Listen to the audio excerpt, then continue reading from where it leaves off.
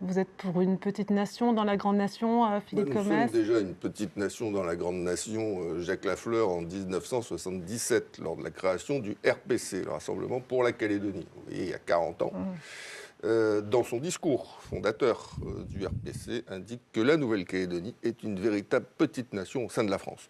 Aujourd'hui, le Québec est une véritable petite nation reconnue en tant que telle par le Parlement canadien au sein du Canada. De la même manière, l'Écosse est une véritable petite nation au sein du Royaume-Uni. Est-ce que le Québec est un État? Non. Est-ce que l'Écosse est un État? Non. Donc ne confondons pas nation et État, ce sont deux notions distinctes. Nous sommes une nation. Pourquoi nous sommes une nation?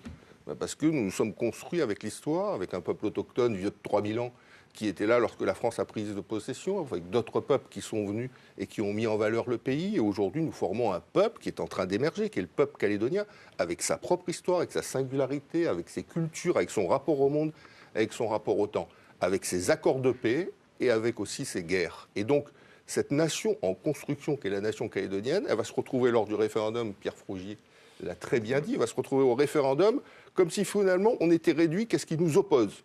L'indépendance. On est réduit qu'à ça, mais on n'est pas réduit qu'à ça, les Calédoniens. On est beaucoup plus que uniquement un choix sur l'indépendance ou pas.